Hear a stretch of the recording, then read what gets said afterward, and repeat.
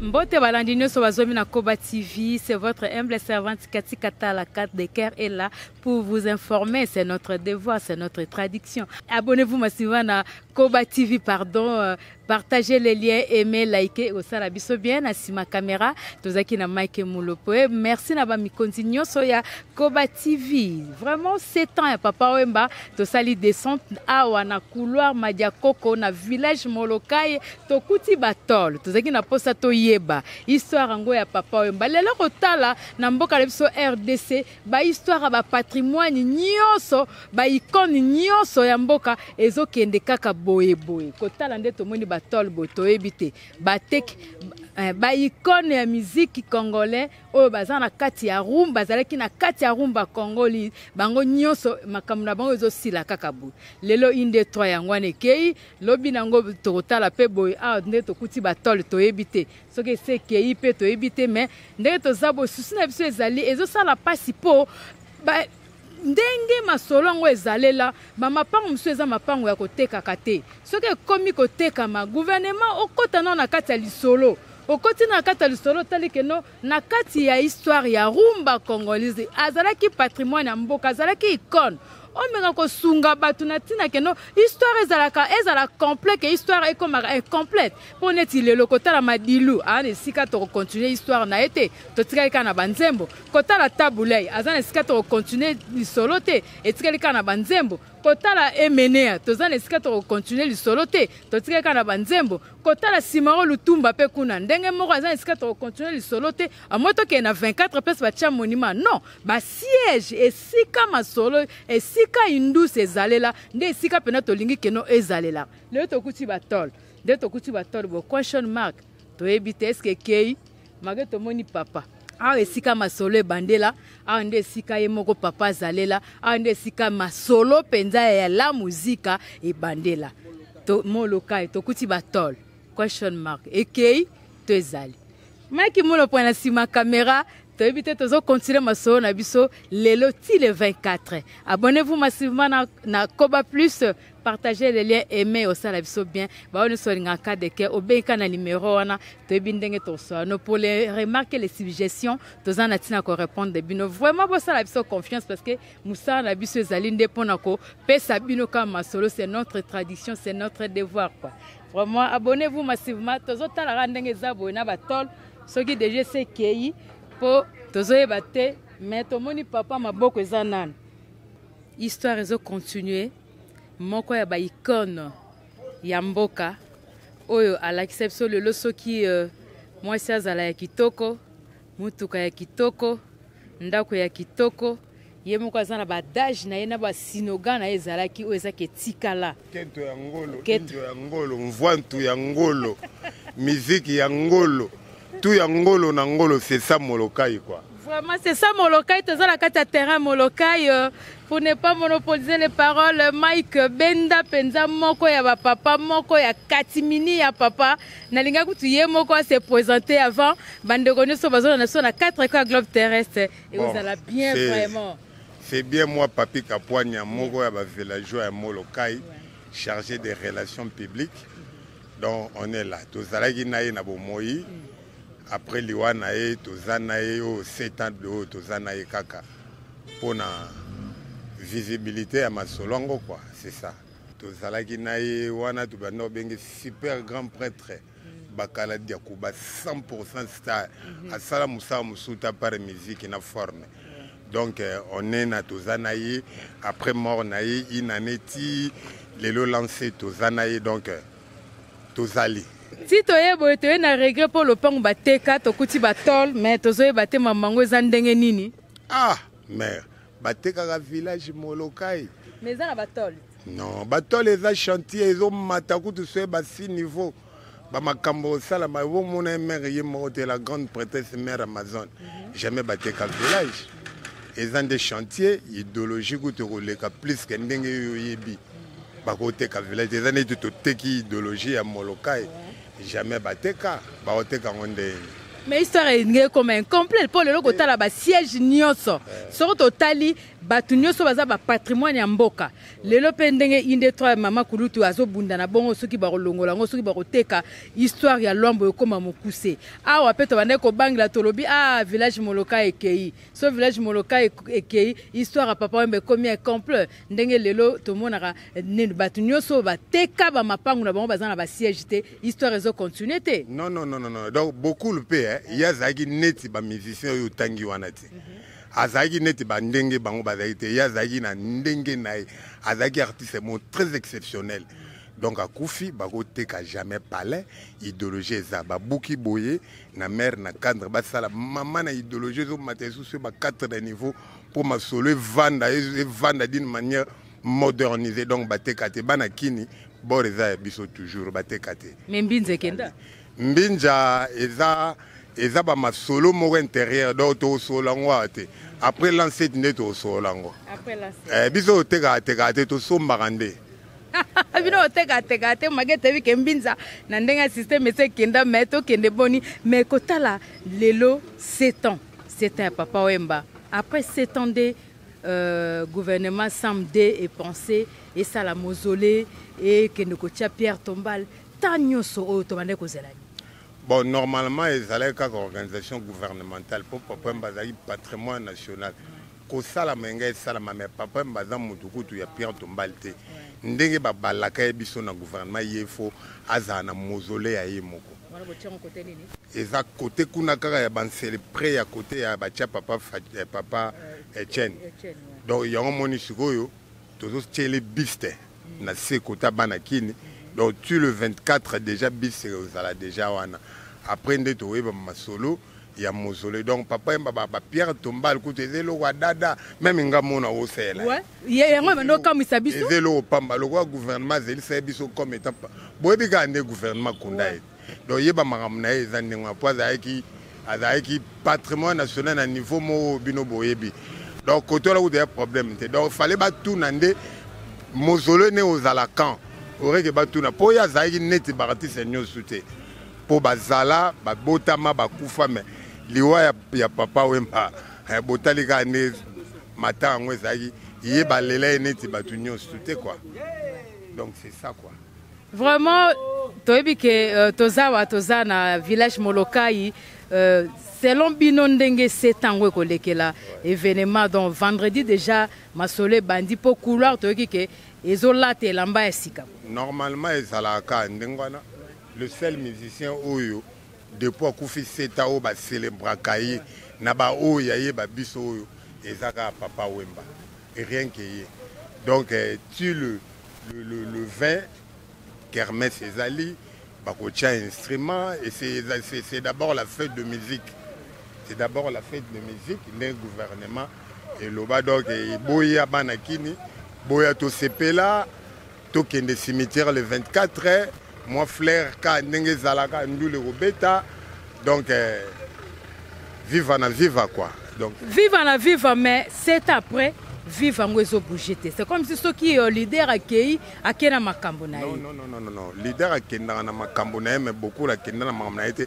atika idéologie na ba musicien ebele orchestre til le ezali eza chapeauté na chef d'orchestre to chef Fulankanda eza na directeur nango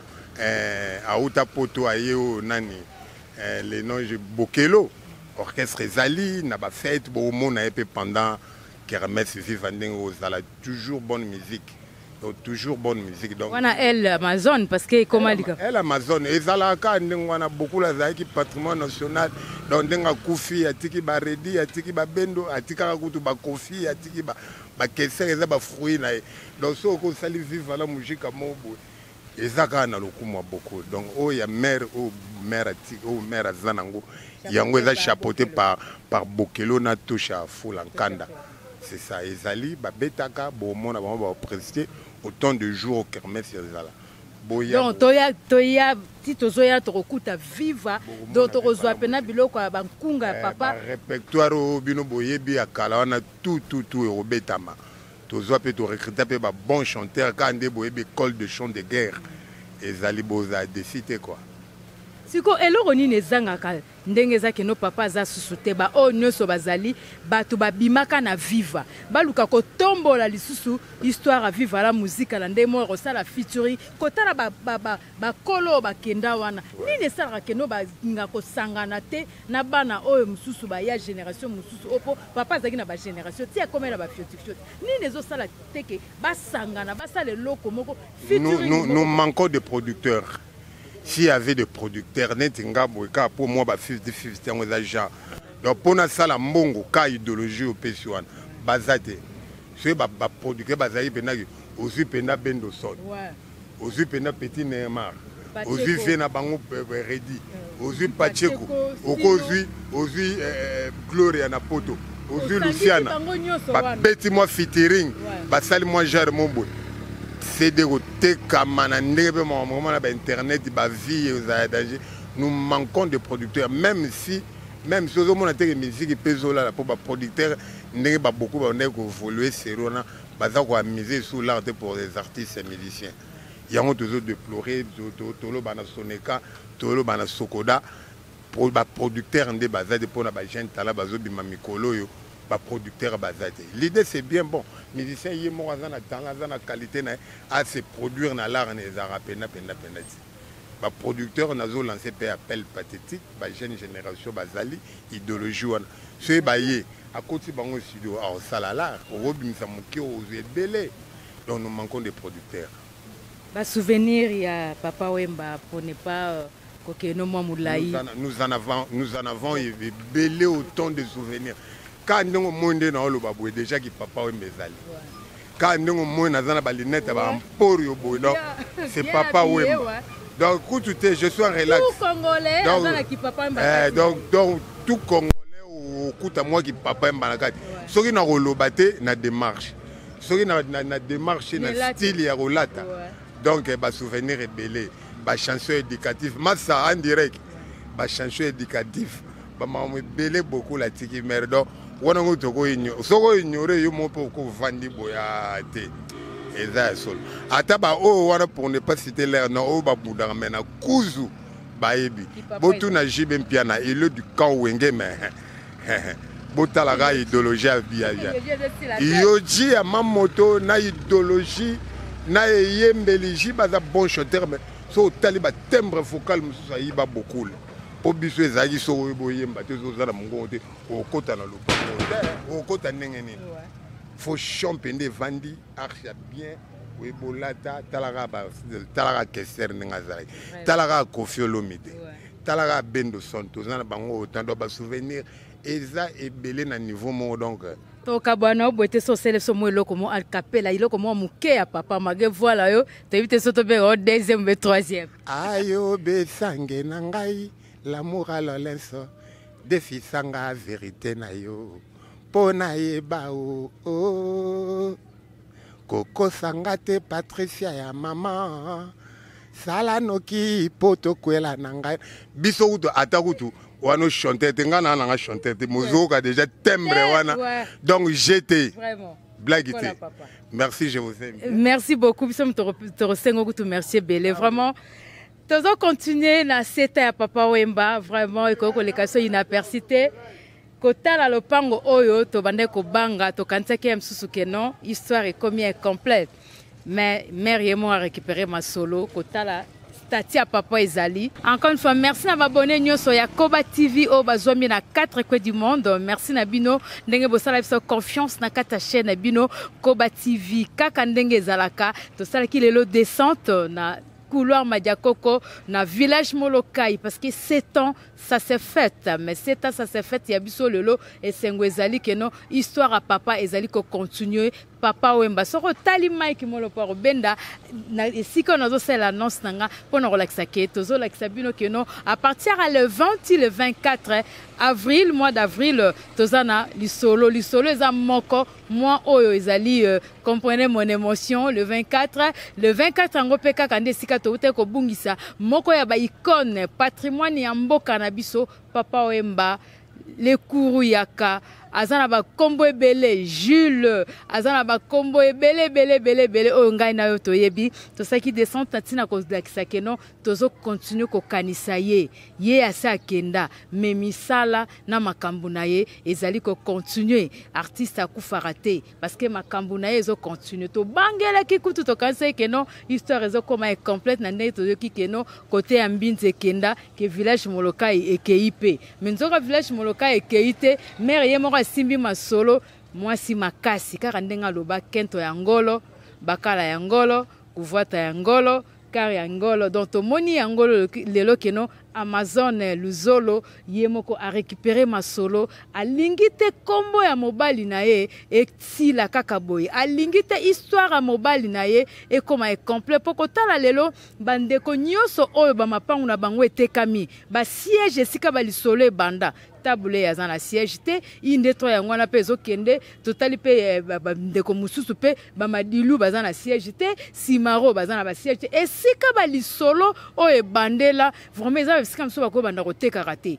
mais suite à mboka na biso kalobi nango bateki bozo bateke soki boteki histoire ya mutu na bino ezokoma e complet tant ezokoma e complet lelo bato robima libauti libanda baye po ba compléter histoire à papa Wemba il faut ba na village Molokai to sepeli po to kuti ye moko mère a récupérer ma solo ye moko mère a boy kombo ya mobali na ye ekende kaka boy ndenge to moni ya ba madilu ekenda ndenge to moni ya ba simaro ezokende ndenge pe lobi ya lombo kokende po mama kulutu kokende